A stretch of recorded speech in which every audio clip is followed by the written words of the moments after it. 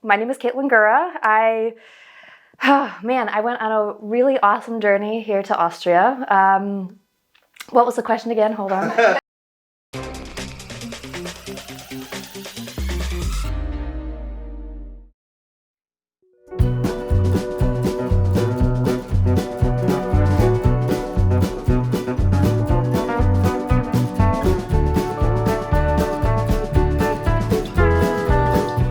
So I was a USTA for 2 years, from 2013 to 2015. Then there was a question of what am I going to do? So luckily during my second year, I started a master's program at University of Vienna in Austrian Studies. And I was absolutely thrilled with that decision because that meant I was able to continue my Fulbright research that I started in 2013, 2014 as a combined grantee. I decided I really wanted to stay here. And so getting a degree was very key to that. And so when I got my degree, then I'm like, okay, what's next? I was thinking of staying in academia, but my passion for museums really was, what drew me to apply to every kind of cultural institution in the city of Vienna and beyond. I applied here. I just sent out a Motivationsschreiben to the Jewish Museum Vienna, just saying like, hey, I'm Caitlin, I'm really into museums, please hire me.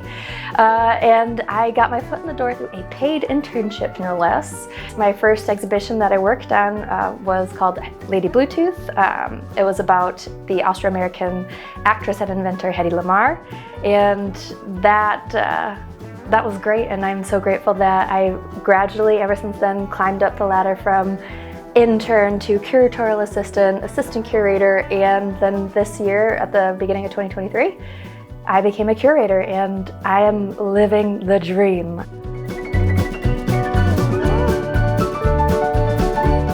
What's so fascinating about Jewish museums is that they're not really an art museum. They're mostly history museums, but you can incorporate art. It's not a strictly art museum. They're just such a fascinating institution. You're focusing on a particular group of people within an area, but you notice that Jewish history is Austrian history and Austrian history is Jewish history. And I think that's really where my degree came into Austrian studies, really comes into the fore. Here in the Jewish Museum Vienna, you can experience the diversity of Austrian Jewish history and just Austrian monarchical history as well. There are so many facets to explore, and I find that the Jewish Museum is a very unique institution because it allows you to do that.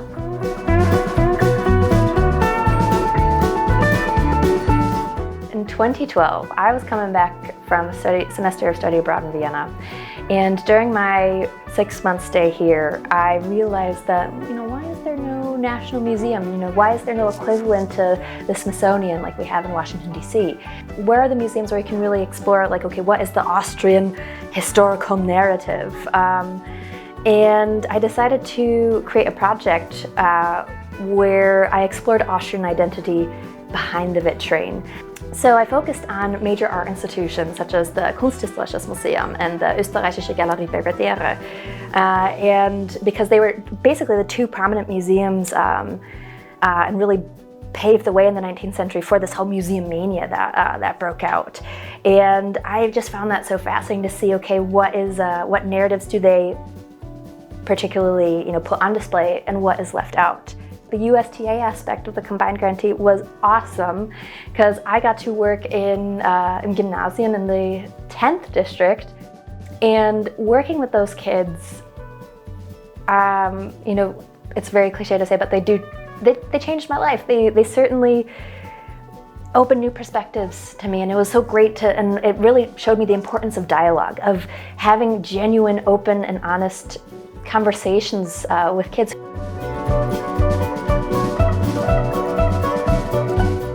I'm grateful that I did that because that working with kids, really getting them all fired up to be excited about learning about English, and also, just demonstrating that when you study a language, it opens the door to a completely, different cultures. And working with kids in the Gymnasien has really helped. It has translated rather well into my job here as a curator, because sometimes when I do curatorial tours or I do workshops with school kids, I was like, all right, this is taking me back to my USTA days. I'm going to get these kids excited about history.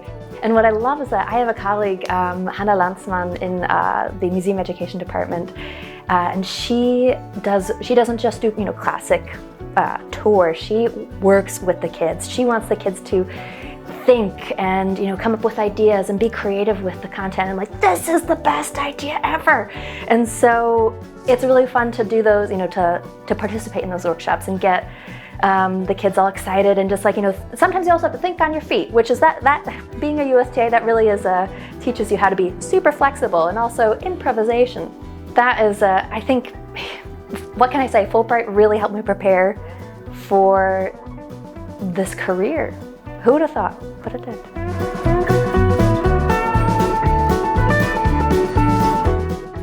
Maybe that's a fun, positive stereotype about Americans, is that we can get excited about any topic. And if you want to do a project, we are going to find a way to do that project.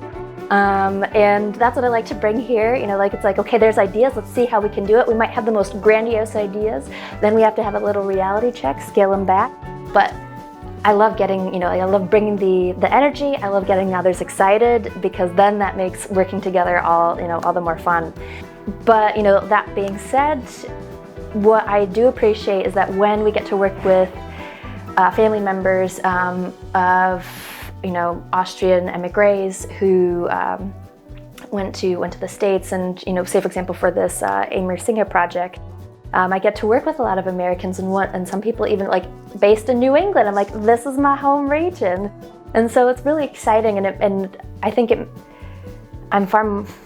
I like to say that I'm very sensitive to wanting to treat their stories because they're extremely special, and being able to understand both worlds certainly helps in that regard. And so that is how the unique American perspective helps me in my job.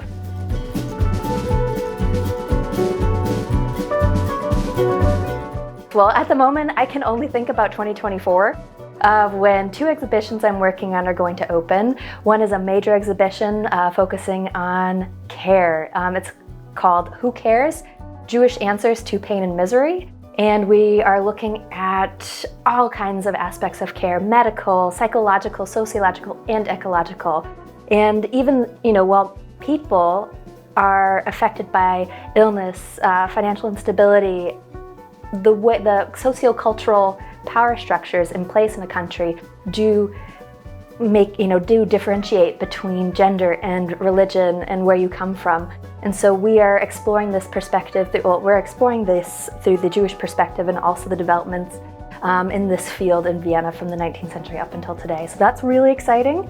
And then the next one to open 2 weeks after, in February 2024, is focusing on an Austro-American story that I'm really excited to do. It's focusing on a particular collection of artworks, and they represent connected memories around this one biography of a Austrian Jewish artist who was murdered in the Shoah.